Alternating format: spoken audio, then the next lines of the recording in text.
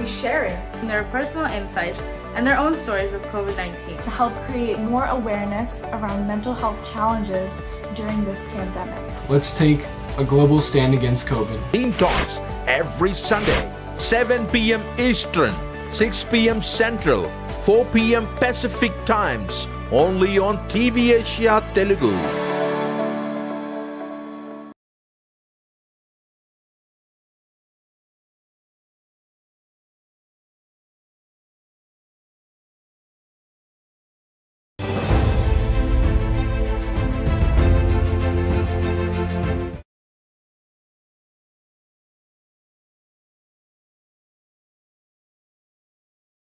Hi, this is 𝗧𝗘𝗡𝗡 𝗧𝗘𝗡𝗡 welcoming you all to Teen Talk.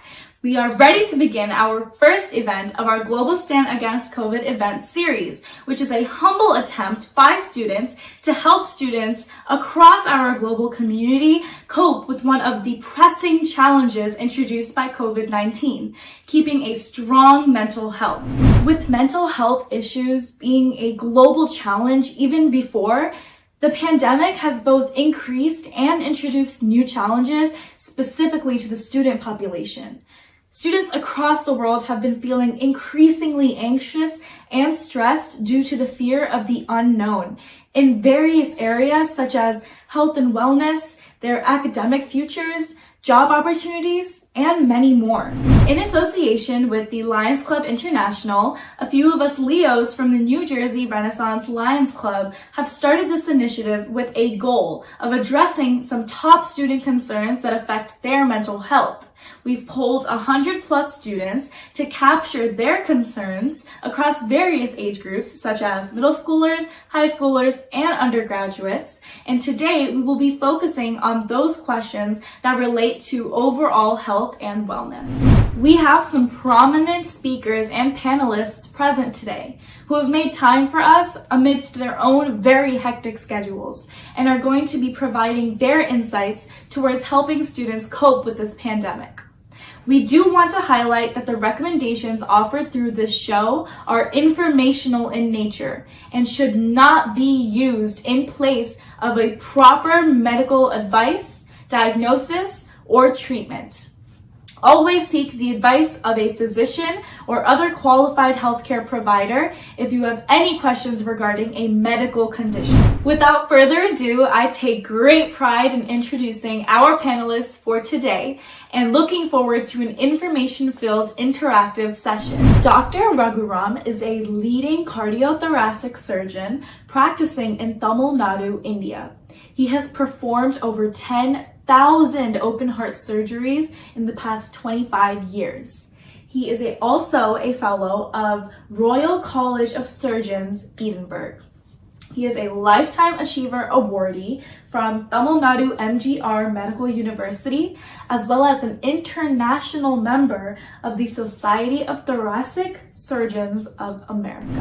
Anne Basil is the Director of Behavioral Health Services at AmeriGroup.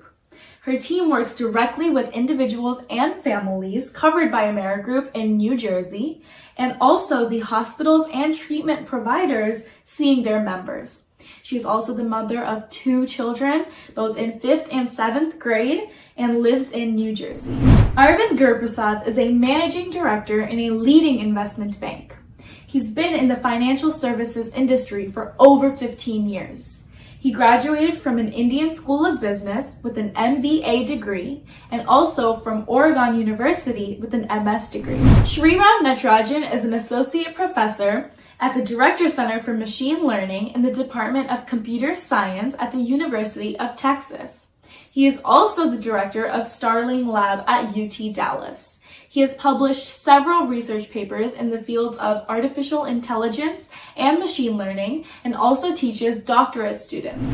Niranjan Ramakrishnan is a certified CIO, an entrepreneurial and driven chief technologist with 20 years of leading healthcare industry expertise in leading numerous companies in domestic and international marketplaces. He is recognized as one of the top 10 CIOs in the Indian healthcare industry by the eHealth magazine. Dr. 𝗧𝗘𝗡 is a gynecologist and obstetrician with a special interest in fetal medicine. Dr. 𝗟𝗡𝗩𝗚 is a consultant physician and a gastroenterologist from the East Sussex NHS Healthcare Trust in London, UK.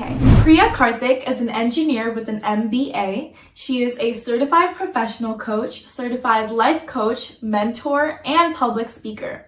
Empowering students to succeed and transforming them into leaders is her mission. Karthik Balakrishnan is an associate professor of accounting and teaches financial accounting and financial statement analysis to MBAs. He is a recipient of the London Business School Excellence in Teaching Award. 𝗧𝗘𝗘𝗡 is a Tony Robbins certified coach and an executive functioning coach with a proven track record of 20 years in the corporate world. Surbhi Soni has a master's in clinical psychology, who has been doing counseling work for the past 15 years, after which she went back to school and completed her training in applied behavior analysis. She currently works with individuals with autism as a registered behavior therapist. Priya Shah is a doctor of physical therapy and a mother of 2 wonderful kids. She currently works as a senior clinical supervisor in SSJA Nursing and Rehabilitation Center in Brooklyn, New York. And she has 15 years of experience working in clinical physical therapy. More recently, she was fortunate to treat COVID-19 patients in the rehabilitation unit. I commend the GSA COVID team for coming up with this beautiful initiative. Talking about mental health is the need of the hour, not just for students, but for everybody in a diverse set of workforce, be it professionals, be it doctors, be it educationalists. Talking about mental health is the absolute necessity. Everyone's going through, across all age groups, across all regions. It's just been an incredibly challenging time for us, and creating this initiative is an incredibly nice forum, and I'm happy to be part of this. Thank you. I congratulate Anjana and her team for this initiative, and thank you for inviting. So I'm very excited and thankful to be present as part of this panel to discuss specifically mental health and issues around the pandemic on students. Hi everyone. Hope you're doing great. Thanks for that opportunity to share some of my thoughts in the situation. It's a daily norm that we talk about. Thanks for inviting me to be one of the panelists in this forum. Hello, and thank you for the opportunity to talk about how the COVID is having an impact on students of different age groups. And it's a very important topic, and so I'm glad that I've got this opportunity to share my thoughts.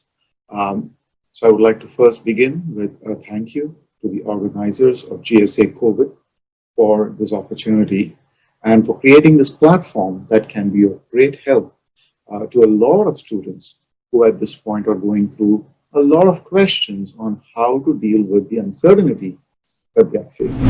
This is amazing. I am both honored and humbled by the amount of experience and wealth of knowledge we have here in this forum today. Let's start with our first question, one of the prominent high school and undergraduate questions. How do we maintain a healthy mindset about this pandemic? Let's start with our medical professionals. Well, it's a very important question, especially at this juncture.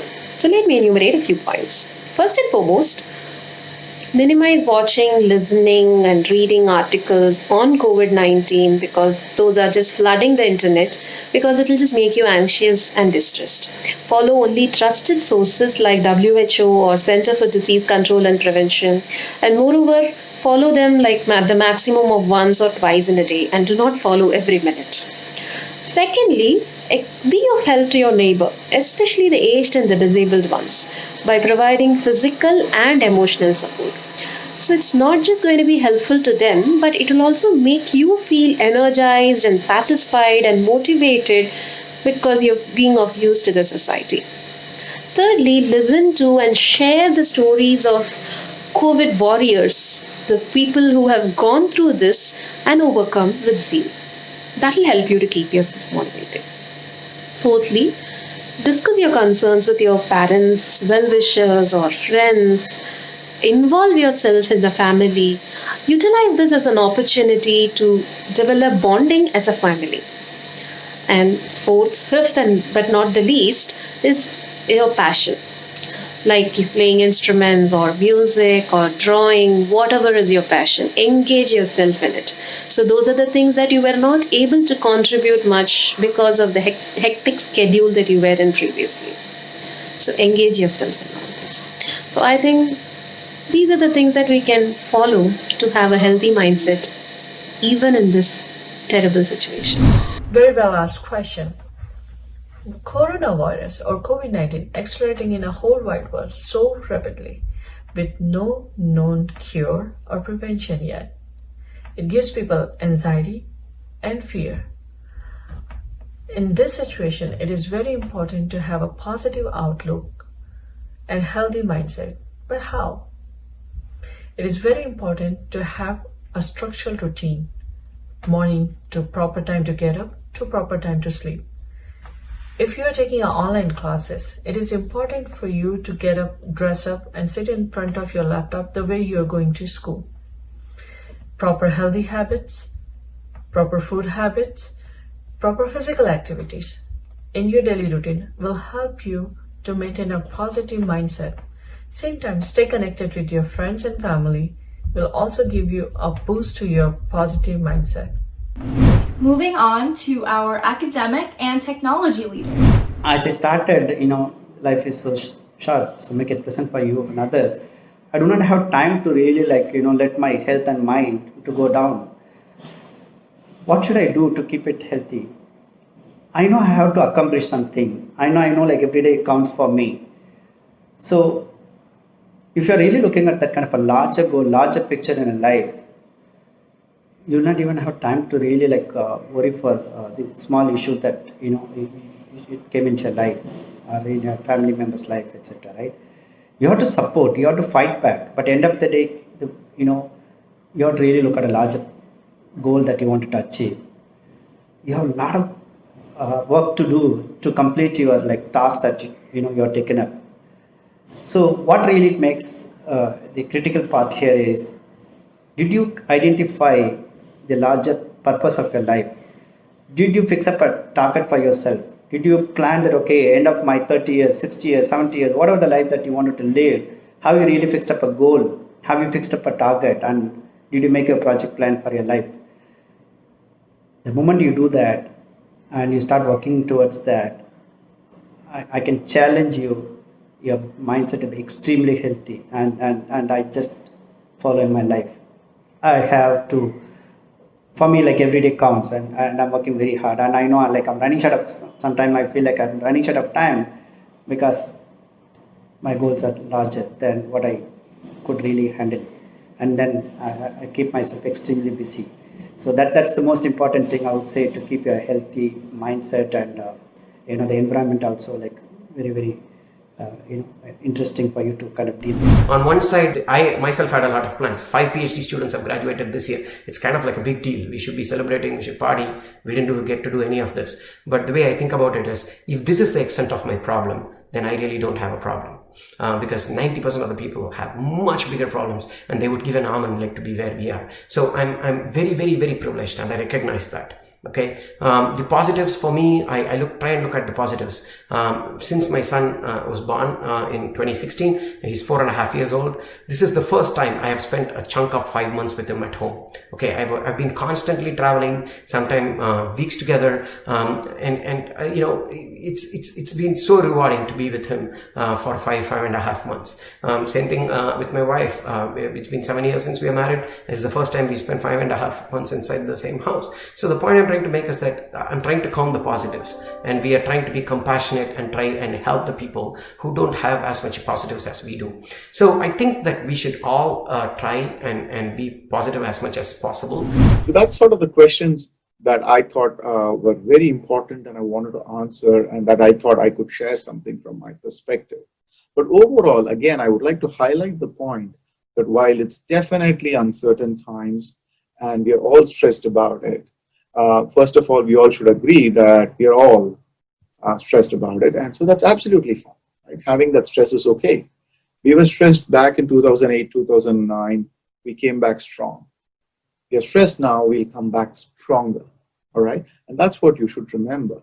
Stress is going to be there, but we'll all find our ways in which we can sort of navigate these uncertainties and flourish in the new environment that's going to come up post the coronavirus world. All right? And the key to that is to continuously think about learning in any environment. It does not matter whether you're physically present in the college or not.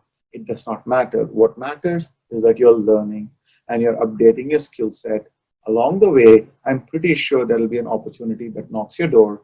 You just have to be patient for that, and you have to jump on board and do really well. I'm pretty sure you all will do that. So very best of luck to all of you out there, and have a great career in the future. Good luck. And over to our coaches. When the whole world is screaming negative things about the pandemic, it is hard to have a positive outlook towards it.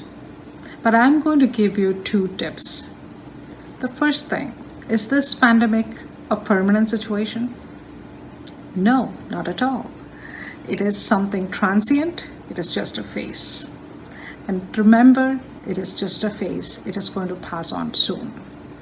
Secondly, focus on something that is within your control.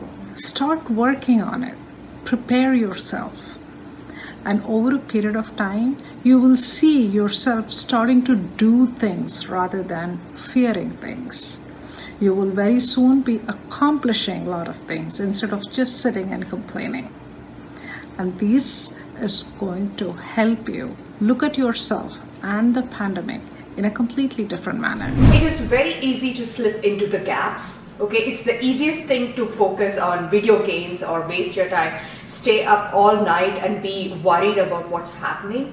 But this is the time to follow your passion, to find out what you're best talented in, right? This extra time, you can do a lot more things. You can read, you can do research, self-reflect, like help your siblings and your parents in it. So this is a very important time to invest in yourself and your family. Absolutely. Staying optimistic and disciplined definitely seem to be some of the toppers towards maintaining a positive attitude during these difficult times. Moving on to our next question, which was one of our most asked as well as sensitive questions. How do you start a conversation about mental health with parents who refuse to believe in such problems? Broaching the subject of mental health is always a difficult conversation. It was even more challenging earlier, many years back. The exposure to mental health education was much lesser when your parents would have grown up compared to what it is now. My view is having an honest conversation with your parents.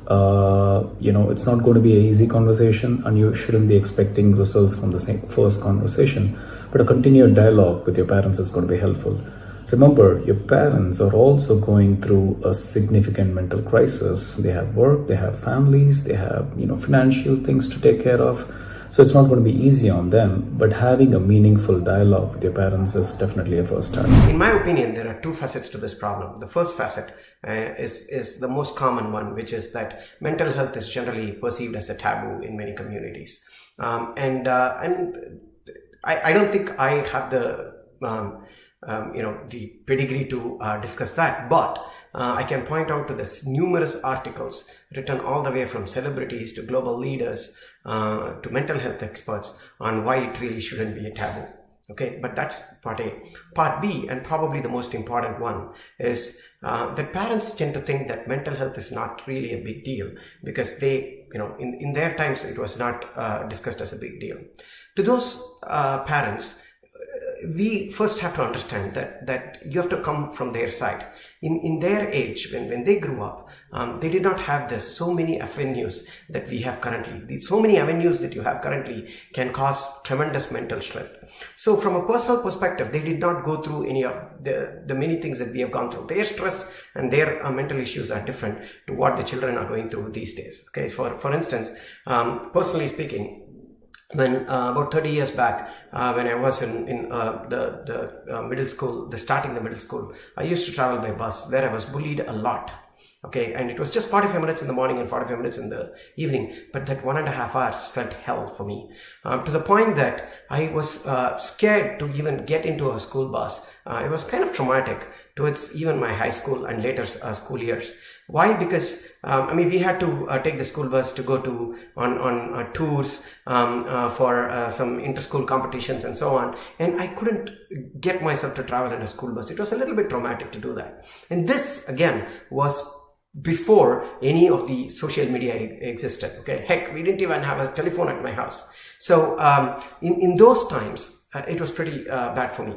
Now you add the pandemic, you add all the different social media that are currently present, and on top of it, the multiple avenues of pressure that the students are taking currently, right? So all the way from how they have to look physically, how they should be emotionally, whom they should be attached emotionally, their expectations in sports, their expectations in academics. So you get these pressures from multiple different directions, and because of which the students are inherently getting affected. Okay, and again, you do a small mistake. Back in the day, 5 people talk about it, it's done, we forget it and we move on. Now it's all recorded, it's there on the camera. So people and students are under constant pressure all the time. So this is a real problem for many kids. So that's how I'll open a conversation that, look, put yourself in the current scenario. Think about you in this scenario. Okay, you in your professional life, you make a mistake. You say something that you don't mean to, but it gets recorded. Can you imagine the amount of pressure that you're going through? Okay, so I'm going to open up conversations that way. That's how I would talk. That's how I would open up stuff. And specifically during the pandemic time, when they're all going through so much already, all the way from online classes, the lack of face-to-face communication, the lack of the ability to hang out with friends, I think it amplifies the problem. And I would definitely be compassionate about this, and I would open up a conversation to the parents from this perspective.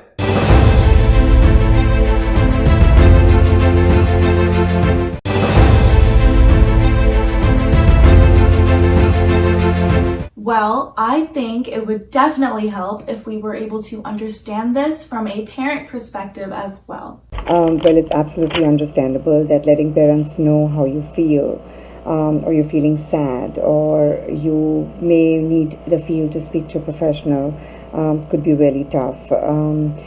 It could be various reasons. You feel scared, you feel embarrassed, or you simply feel that they're not going to understand you. So yes, it can be challenging.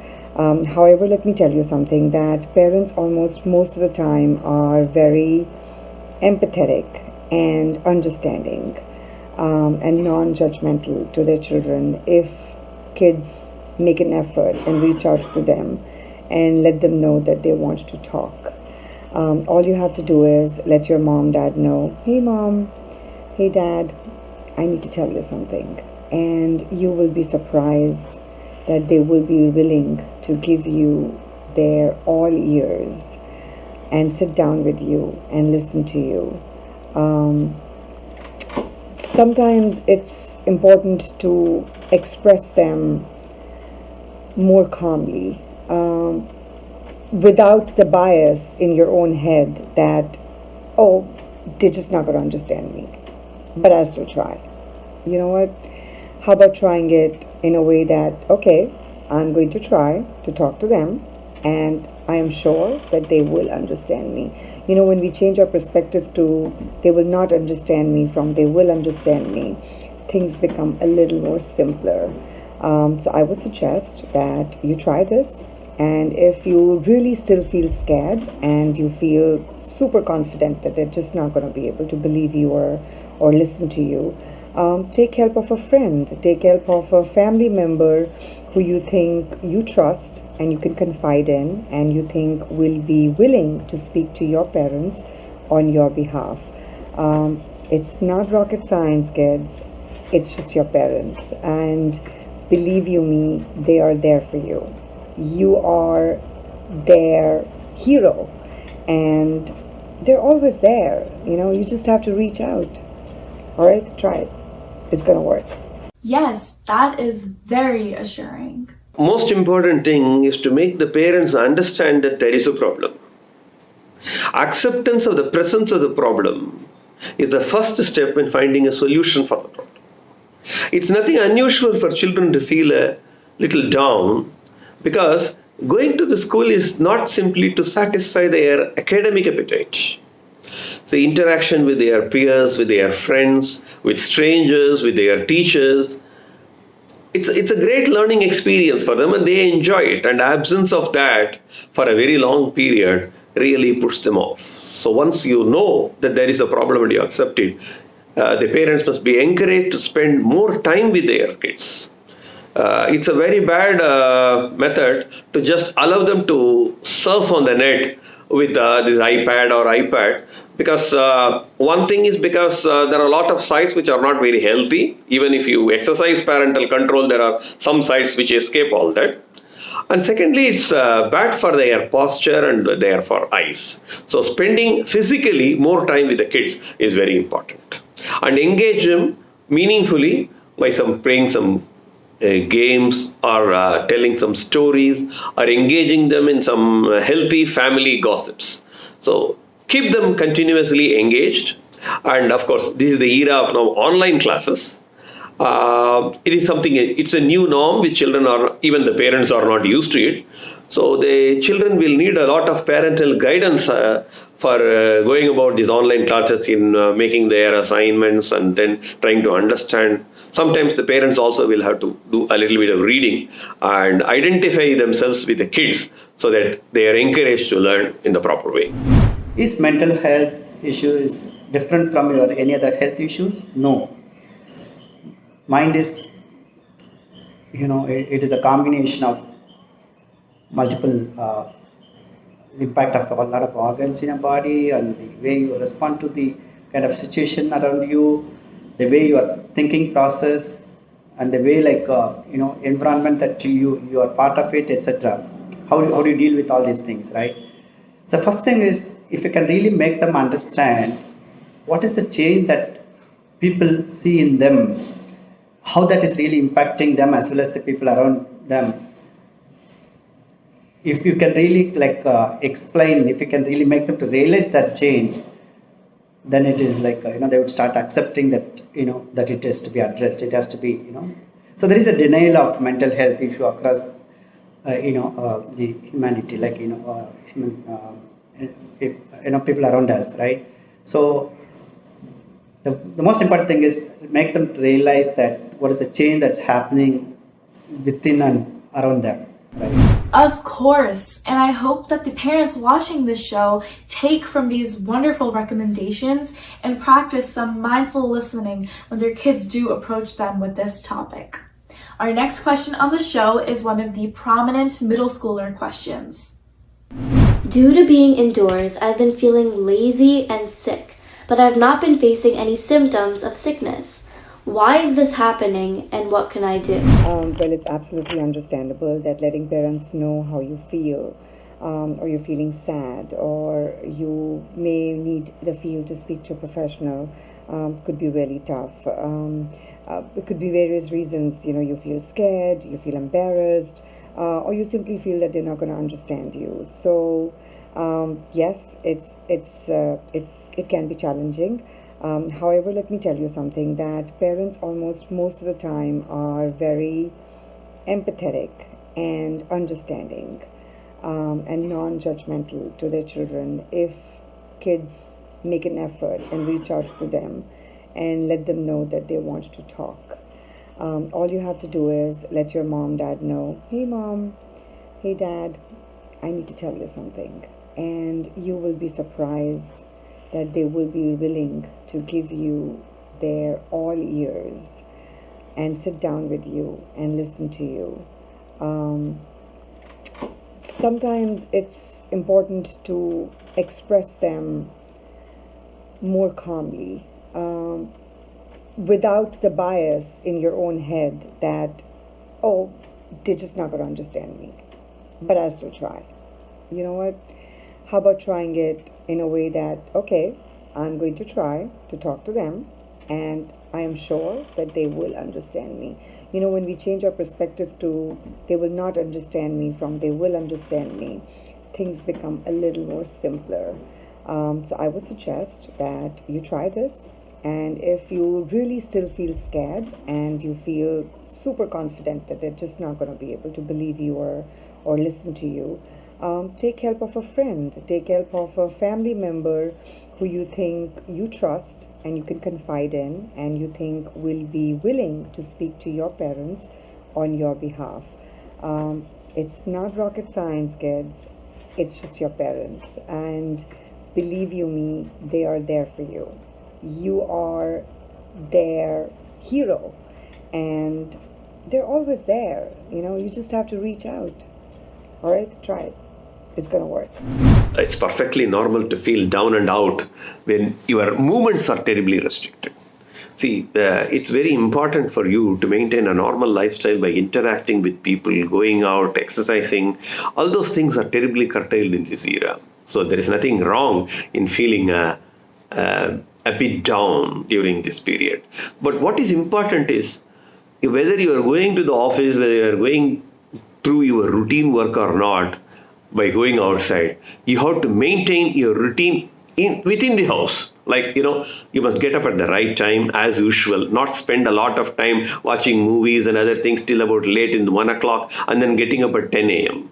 So you must maintain the normal time of getting up, finish all your ablutions, get ready to go for office, but of course you cannot go. And then concentrate on your personal health. A lot of them I find that they don't concentrate on their personal hygiene because they are not going out.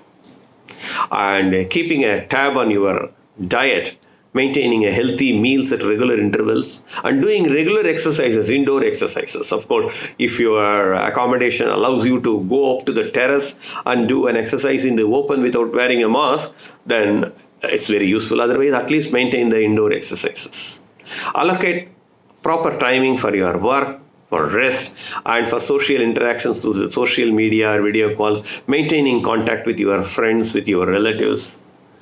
You have to make time for doing things the way you enjoy. And unfortunately, the way things are going, it may extend for a longer period. So we must find out methods to keep ourselves properly engaged and give ourselves proper rest. Being stuck at home for a long period of time in this current climate is the new normal. Unfortunately, this would require a completely new approach to deal with the issues arising out of this new norm.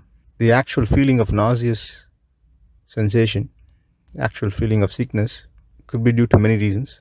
Feeling bored, a feeling of incompleteness, a feeling of not being worthy, lack of productivity, mental stress, anxiety, lack of physical activity, not able to do things you would normally love to do. All these will definitely make you feel the way you've been feeling. Your body and mind takes a lot of time to get used to this and then accept this and adapt to the new norm. To defeat this feeling, everyone should have an insight about what's causing these issues. If you have that insight in the first place, most of the issues would resolve by themselves. Setting goals which are necessary for your career and your studies, prioritizing jobs, healthy balanced diet, regular physical exercise, being with the family and friends, they all help. They all definitely help. And mainly, accomplishing them on a daily basis would definitely make you feel complete and less bored. I agree, it's very easy to advise, but very difficult to put in practice. But this is the time we need to persevere and be much more disciplined. This is going to be just a passing cloud, and we will all, definitely, I'm pretty sure we will all get through this safely. Being indoors for a long time can affect physical and mental health of individuals, which is proven by so many theories. It is important to schedule your physical activity into your daily routine. Physical activity or exercises increases the blood circulation, move your joints, same time releases some hormone which helps you to feel better. Luckily, nowadays, with maintaining proper social distancing, wearing masks, we can do some outdoor activities like a simple walk or bicycling. It is important to not feel confined and keep your physical activity into your daily routine to be healthy during this tough time. Indeed, keeping busy and following a routine and investing time in both physical activities and other learning activities do seem to be great ways to avoid feeling sick. The next question is one with a broader focus. So, how would COVID-19 change healthcare? One of the silver linings to COVID-19 is that discussions around mental health are becoming much more commonplace. Even something like social distancing, which is a critical tactic in stopping the spread of the virus, can also increase mental and emotional health challenges. There's a strong connection between mental health and physical health. One affects the other. Did you know that approximately 1 in 5 Americans lives with mental illness? Did you know that an estimated 3.2 million adolescents aged 12 to 17 in the United States had at least one major depressive episode? That's a lot of people. And an ongoing event such as this pandemic can cause people to feel anxiety even when they normally don't. The more we're able to talk about mental health and substance abuse, the more we can squash the stigma and get help out there for the people who need it. There was a time when people didn't talk about physical health diagnoses, such as cancer, but that's no longer the case. The same can be true for mental illness, substance abuse, and social determinants of health, which are access to things like housing, education, and food, which not everyone has. We're also seeing that the pandemic has created a shift towards online services. For people who need mental health, substance abuse, or physical health care, it's becoming increasingly easy to speak with a medical professional virtually, making it easier and more convenient for people to get the care, services, and support they need to improve their health. Life in general is going to be much different from what it was before. So taking healthcare in particular, telemedicine will take the forefront compared to the direct face-to-face interactions that we have with our patients.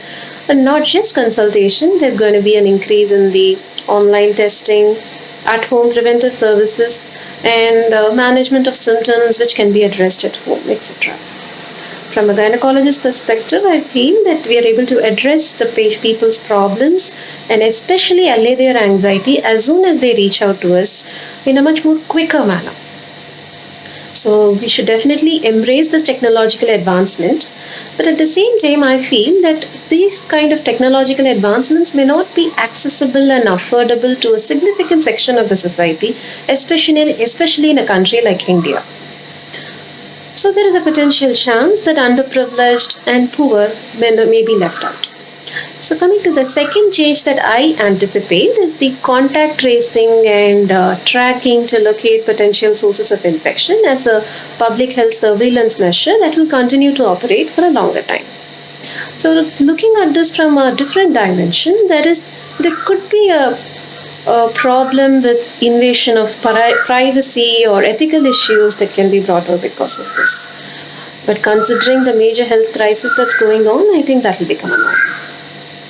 Thirdly, I feel the focus on healthcare and the percentage of GDP spent by the government in the infrastructure of intensive care and preventive services will definitely increase. As we have seen in this COVID era, countries which had the intensive care infrastructure definitely fared better than the countries which did not have.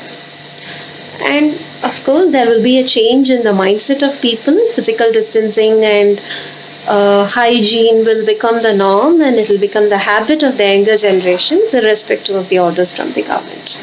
Of course, there's more awareness to personal hygiene and social distancing. Apart from that, that is something major that I feel will affect the healthcare. We have seen the tendency to admit patients and treat patients have changed. The patients with COVID symptoms takes the priority. Rest of the patients who have non-urgent, non-emergency symptoms are advised not to come to hospital. Most of them don't realize majority of the emergency conditions, life-threatening conditions, do start with mild symptoms. And because of COVID, what we are currently doing is We are worried these patients who come in with mild symptoms might get COVID and might get serious life-threatening pneumonia and death. And the population in general are worried about contracting this disease. What I have seen even in patients who have symptoms of cancer, they come to a conclusion that if they come to hospital to diagnose a cancer, and they might get COVID infection. The prognosis from a COVID infection, especially in elderly population or patients with multiple comorbidities, very high. A cancer diagnosis would give them 6 months to 1 year to live, but a COVID infection might cause death within few days. So a lot of elderly patients, especially, and patients with high risk category, patients who are living in a care home, residential home, they are treated where they are. Unfortunately, what we noticed, more than a quarter of these patients who died at home or nursing home or care home, who've been told not to come to hospital, have died of reasons other than COVID. Most of them would have survived if they have been admitted, if they have been treated at the right time. And I suppose this will continue as long as the pandemic continues. It's unfortunate. We also noticed that in the near future, we'll be only dealing with emergency cases, elective surgeries, elective procedures. They all been delayed. Patients waiting for hip replacement, hernia surgery, they all been postponed. The truth is, they're all living in pain and discomfort. The productivity goes down. They feel depressed. They get other illness because of lack of activity. They get diabetes, hypertension. So it has completely changed at all levels. The primary care, secondary care, and tertiary care healthcare system has completely changed because of COVID-19. Most of the clinics are done by telephones or video conference.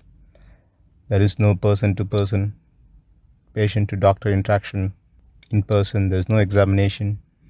So how we treat patients, how we manage patients have changed. How we diagnose patients, how we talk to patients have changed. So the consultations are completely different nowadays because of COVID. This is going to be the same for next few months.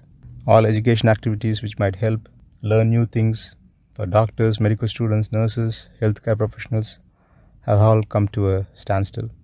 I hope this situation would change by early next year. The other main thing we noticed in the healthcare, various professionals including doctors, nurses, physiotherapists have been allocated to work in a completely different field because of the need for these healthcare professionals at various departments. And they have to retrain, relearn new things to treat and manage these patients. Thanks. People realize that if we ignored some of the key things, just as could be simple, like what is the immunity level, for example, or the hygienic part of it, or even the simple like how the hospital should really handle with kind of situations like this. People started realizing it. In India, like there are like evidences that almost every other Indian hospital started adopting telehealthcare technology. In Europe and the US and every part of the country, people understand that you got to have a kind of a situation where you should be able to deal with whether it's a patients, with the vendors, or with these technology partners, or with allied health kind of systems. How to deal with them in a technology based or virtual based or etc. So that is one major change that people started adopting the technology post COVID or during the COVID period.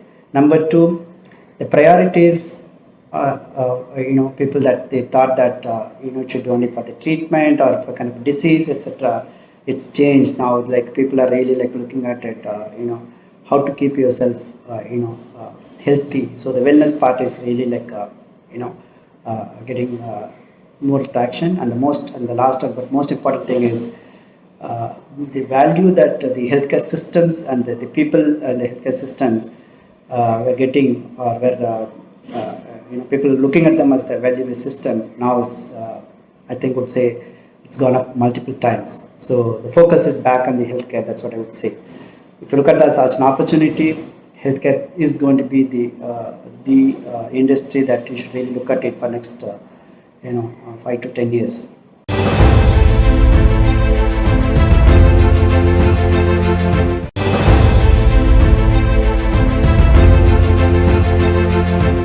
Yeah, lots of changes are already happening, and there are more coming up on the healthcare horizon, primarily around virtual visits and more focus towards mental health. Moving on to our next question. Has working from home affected your mental health? Working from home has been a unique, interesting experience. Initially, I thought it's going to be great. I have a long commute. I can save on the commute. But 5 months into this, I feel like working from home has blended the lines between my professional life and personal life. I don't know when my work starts, when my work ends, when can I spend time with my kids, take time for myself, and that's been an incredibly unique challenge. I like talking to people, connecting with people, meeting people in person, getting a drink, getting to know people, and that's something I sorely miss. I'm able to do my work somewhat effectively, but then going back to work, meeting my colleagues, that's something I sorely miss, and I'm looking forward to, doing that hopefully sooner than later. You continue to deal with the laptops and, virtual systems, though there are people around, the other side of it, but the kind of face-to-face interactions, the feel of sitting next to each other, talking beyond office styles, and things were missing now. So we try to really limit ourselves to the kind of official discussions, project discussions, and then we kind of finish the sessions, and then we get back to live. So the way that to deal with this, organization should consider engaging the employees beyond the job during even working from home or a virtual work environment as well. There should be they should spare some time to kind of interact with all the colleagues, make jokes, play, have fun, and things like that. If it's going to be 14 hours of continuous work, naturally it's going to really affect. So far, I wouldn't say that it really have an impact, but if you continue to do this for next few years, things are going to be really bad. So the HR system for the virtual health has to really gear up, and then they should start really focusing on engaging the employees and their families and things like that. Okay, so here is the thing. My coaching was always one-on-one and face-to-face. But you know what? Because of the situation, I had to be flexible. I had to find new ways to add value to people, right? I couldn't sit down at home and say, hey, because of the COVID situation, I'm not going to coach. And guess what? In May, I decided that I was going to conduct virtual coaching sessions. And that has helped me transform a lot of kids. So that's what I tell everybody, that please be flexible. Flexible enough to learn technology and leverage the remote learning and remote teamwork, remote everything. Thank you for those interesting opinions on how working from home can make you feel and how we can continue to maintain strong mental health while still working from home. Our next question is also of a critical situation that COVID has posed for a lot of people across the world. How do the people who lost their jobs due to COVID-19 or have a parent who lost their job continue to support their households? Well, there is no magic wand. It's a problem the whole global population is facing today. Of course, one of the methods to tide over the problem is to limit your expenses, and fortunately with the curtailment in many of the recreational and then travel activities, a lot of expenses are automatically curtailed. We must find out alternative employments, develop new skills, and find out how we can self-employ ourselves. That is the only way. It's a slow, continuous process. The way things are going now, probably this problem is going to last for at least a year. So we have to find a solution. There is no shortcut for this. Many crises have happened in the past. Crises are associated with economic downturn, recession, job losses. But if you look at the past crises, every time we've had a difficult situation, the markets have rallied, jobs have come back, economy starts booming, we always bounce back, and I don't have any doubt that this wouldn't be the case for this time. This crisis is unique, like I've discussed in many ways, but not unique in a way that we will not bounce back. As students, as college graduates, as middle school students, high school students, I would worry about things that are in our control and not worry about things that are not in our control. Things that are in our control are staying positive, keeping our physical and mental health, as best as we can, and upskilling ourselves, continuing to focus on reflect in our life careers and see what we need to do to get better, than worry about a job. The job will eventually happen, and that's not something you should be worried about at this time. Okay, we cannot go back and change the past, right? At the end of the day, you need to have the basics, support systems. You need to have the savings. Sometimes the political system supports, sometimes the family system supports. In some countries, the entire family comes in and does the helping hand. Somewhere like the government supports, etc. But at the end of the day, how do you really make yourself self-sustainable is the most important thing. But assuming that you're not taking enough care and you lost the job, your family members lost the job, and you're in a situation, how do you really now start supporting yourself? Number one, every challenge is an opportunity. Is COVID is a challenge, is an opportunity. I would say, for all those people who are really how they know how to think different, this is the greatest opportunity. People who want to just give up, it's the biggest problem for them. Lot of examples, thousands of examples are there how you can really convert this challenge into opportunity and start really supporting you and your family financially and morally, right? So simple answer is look out for opportunities, understand the challenges people are going through, come up with some creative solutions, and I'm sure you'll have enough resources around you to kind of come out of these economic issues or the kind of household management issues, etc. Yes, pandemic situation has made a lot of twists and turns in many people's lives. But in spite of that, we need to just keep moving on. It is very easy to advise, but I find that these two simple tips, thinking that this is a transient phase, something that is that will move on soon, will help you first. Secondly, focus on what is within your control. Start working on yourself. The best thing to do right now, even when there is not too many job opportunities, to improve yourself, enhance yourself.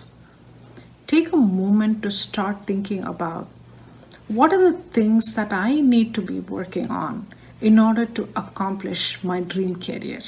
What is something I'm lacking? Find out, make an analysis of what your strengths and weaknesses are, and start working on your weaknesses first. That is what we are always running away from. The moment you start refining yourself, you will automatically set yourself to a better position. When the situation gets better, the job opportunities are going to come behind you. All the best. Yeah, I would encourage every single teenager to do something valuable during this time. Okay, so the thing is, you could remotely tutor younger kids in whatever you're passionate about. You want to teach them dancing? There are younger kids that you can teach dancing. Or you want to teach academic, math or science? You can do that to augment some amount of earning, right? Staying at home, you can do a lot of things. Also help your parents with different activities and chores. And also there are paid internships that are out there that you can do during this time. These are such valuable ideas and tool sets that students can use in order to help out in any way they can. We are eager to put these to use and help to our best possible extent. Moving on to our next question, which focuses on physical difficulties. Is it mandatory to have masks on during PE? What about during lunch? What are the safety protocols while eating food? It's absolutely mandatory to be masked when in a public space. Regarding lunch and meal breaks, the Center for Disease Control and Prevention has issued a set of guidelines in March of 2020. So let me enumerate a few points. Firstly, they say it's better to avoid any kind of group gatherings or eating in crowded places, and grab and go meal options are the ones that's to be preferred. Then self-service stations. They've specifically mentioned about the self-service stations like cereal dispensers or ice cream dispensers. It's preferable to be scaled down. Food service staff, they should be appropriately trained to be masked and gloved while preparing and serving food. Also, if they develop any kind of symptoms, be it mild or severe, they should not be allowed to work. Hand washing with soap and water for at least 20 seconds before eating is recommended. Wipe the area with a disinfectant after you're done.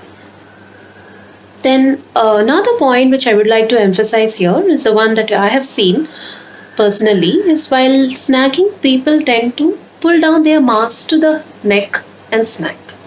So this is a very wrong practice because there is a chance that the inner surface of the mask, which is supposed to be sterile, which is in contact with the nose and the mouth, as it gets pulled down, there is a chance that it gets unsterile because it's closer to the neck.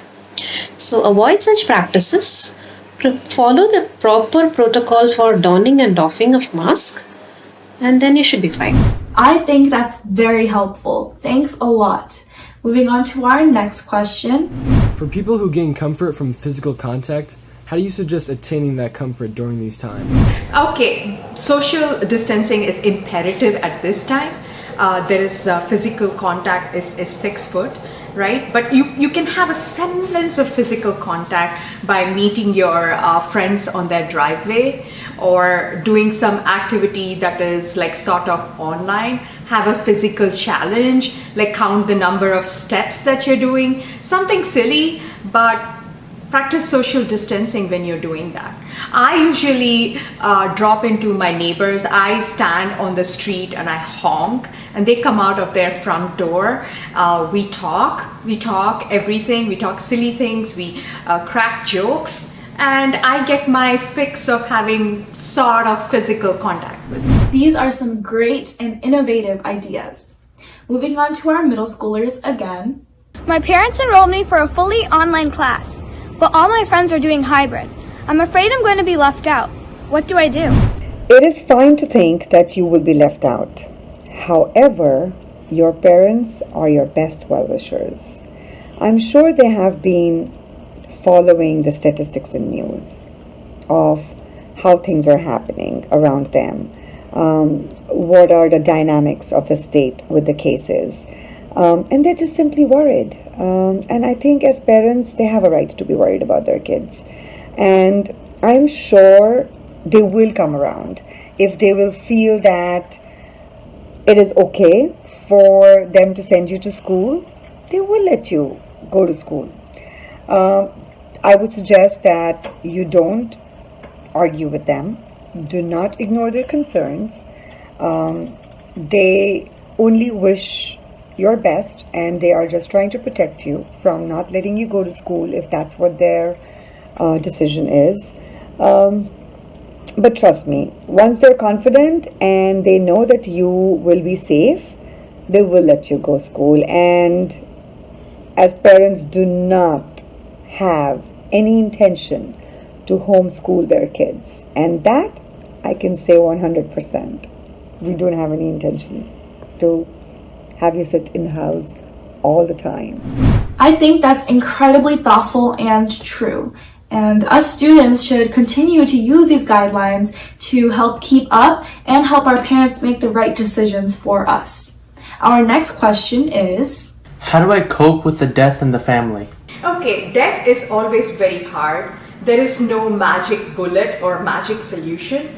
You've got to go through the motion, be there for your family, take it one day at a time, and seek help if you're not doing well. Please never be afraid to ask for help. Death of a family member is always difficult.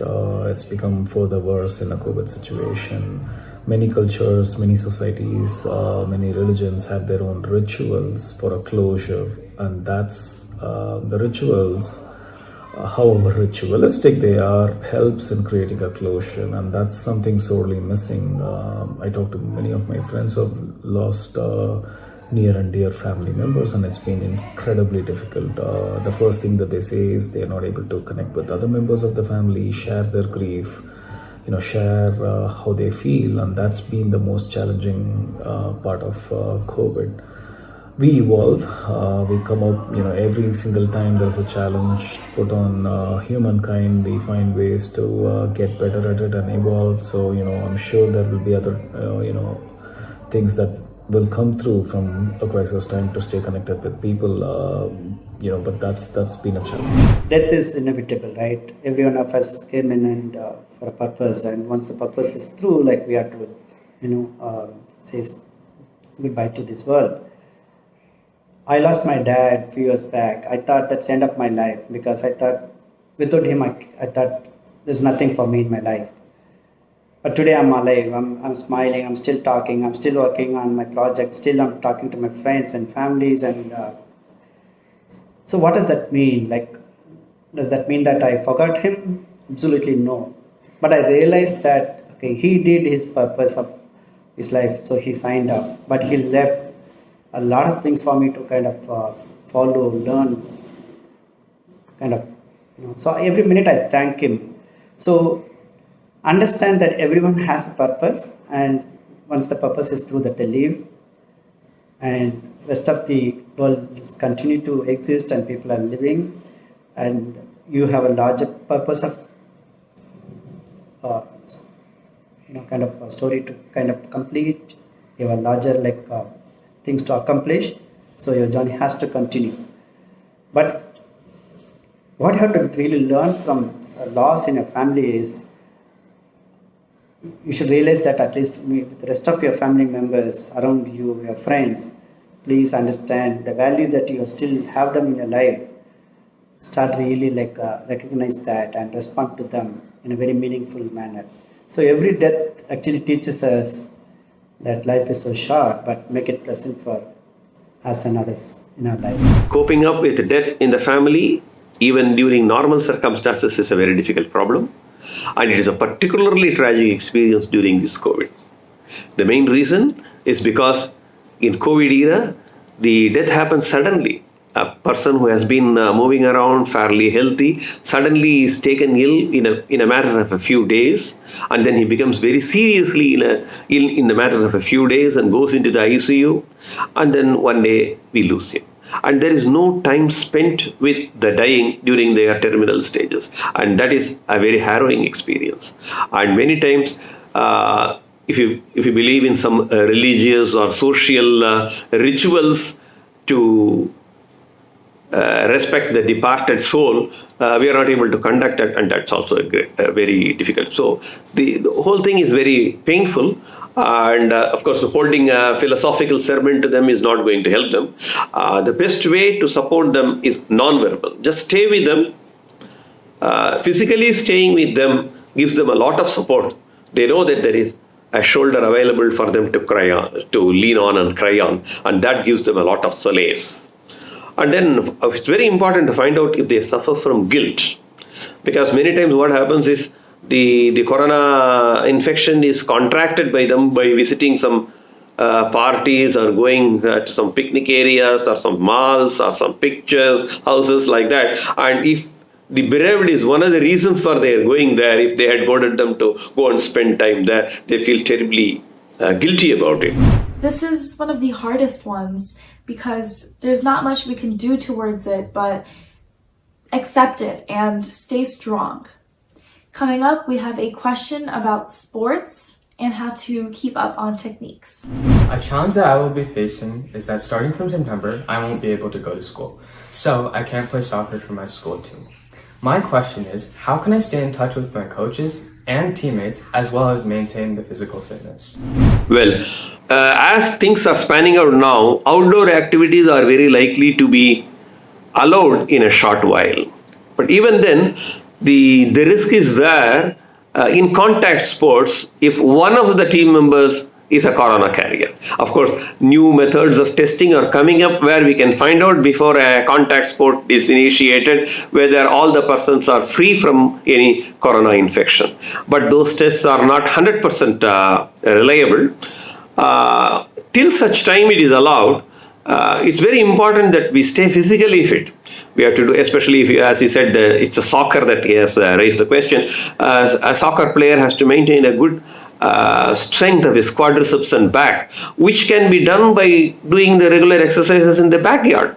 And then, of course, being a soccer, you concentrate on your dribbling skills and ball control skills and heading skills. So these things can be done in solitude in your house itself and maintain good balance. And as far as coaching is concerned, a lot of sites are now available in the YouTube and all that, where you can, if you are academically minded, you can get a lot of information of how to do the various passes and what are the various strategies. And of course, ultimately you have to wait for the right time to go out and enjoy yourself.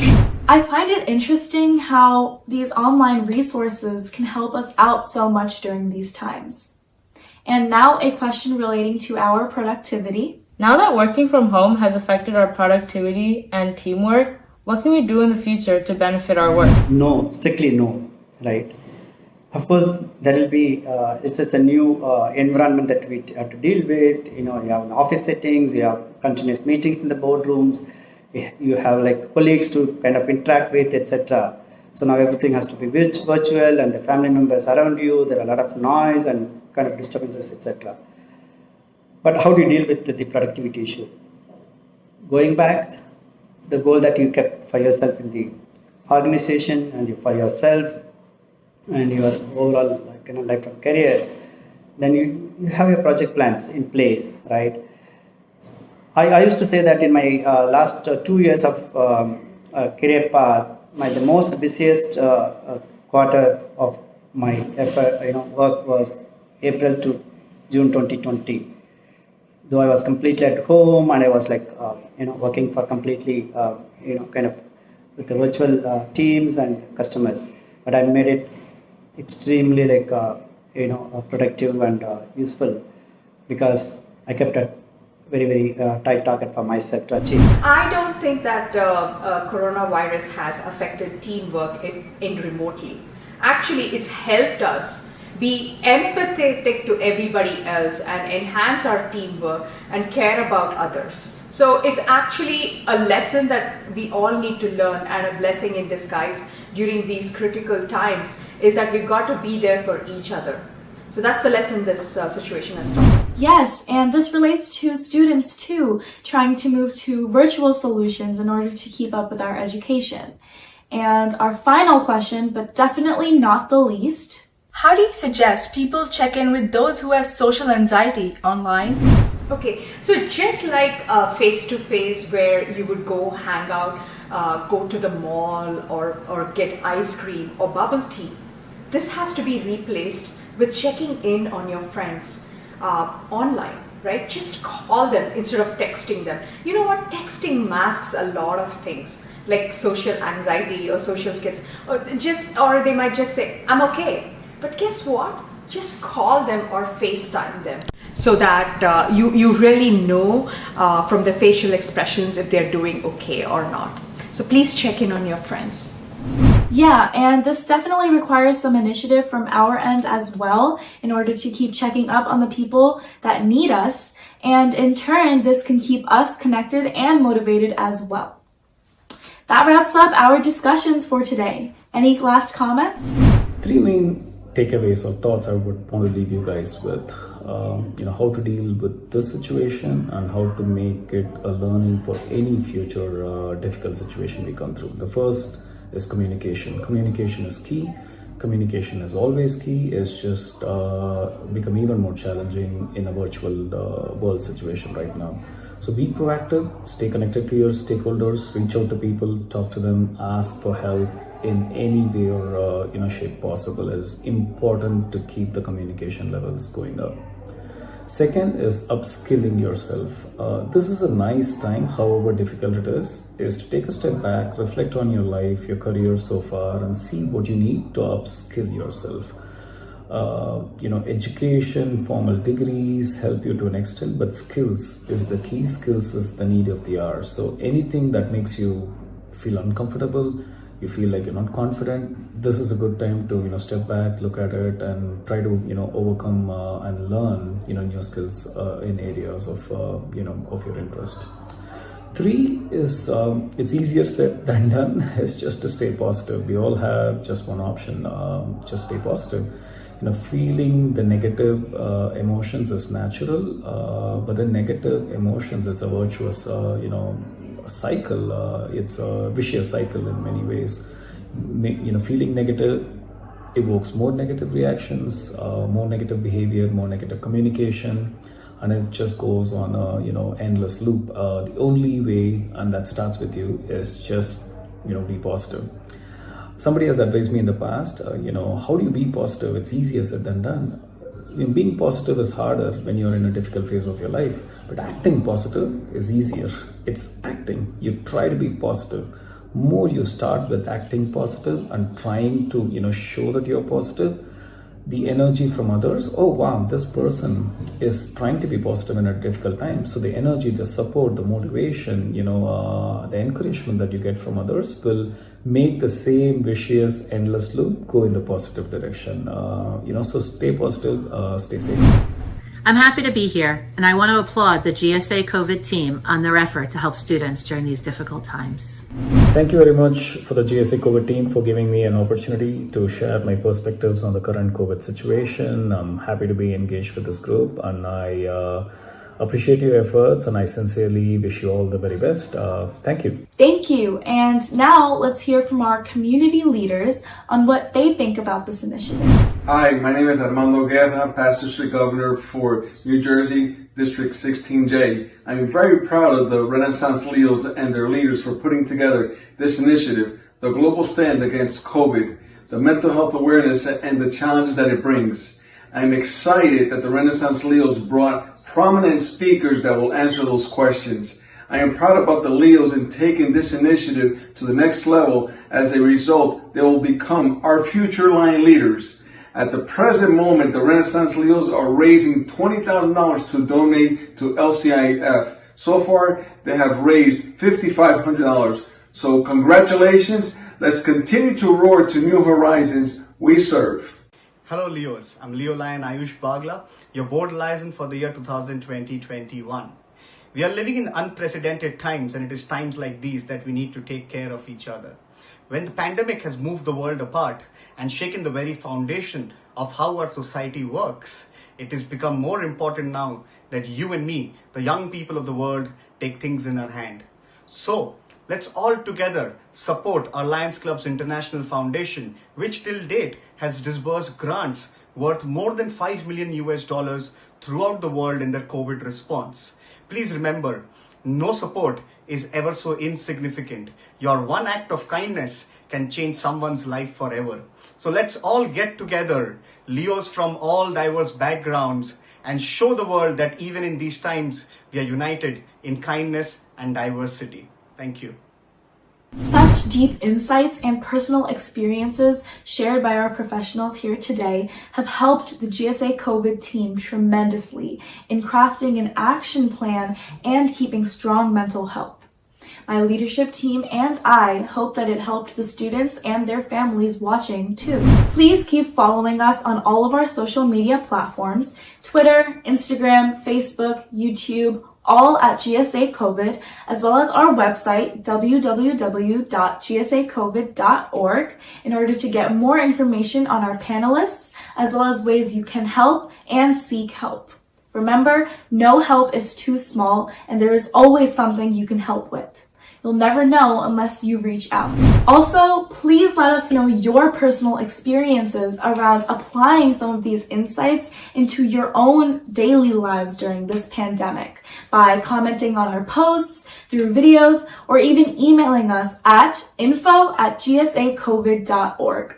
Make sure to be as creative as possible, and some of the most creative and positive responses will be featured on our next show, which is going to be aired next Sunday, and we'll be focusing on stress and exhaustion related concerns. Additionally, our team here at GSA COVID has organized a virtual fundraising campaign to raise funds and donate to the LCIF, the Lions Club International Foundation, to disperse across the globe for COVID relief.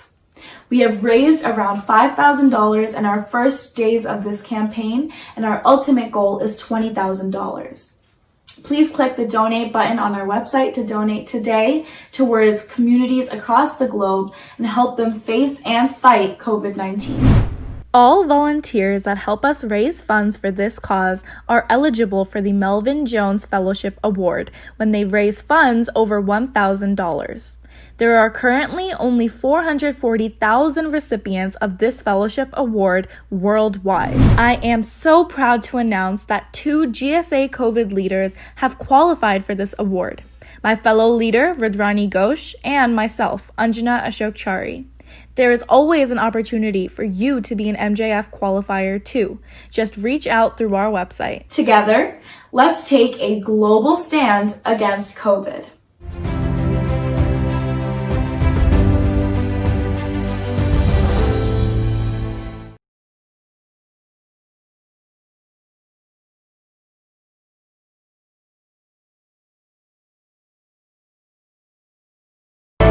Are you a student going through a lot of anxiety? Maybe stress or uncertainty due to COVID? Well, just know you're not alone.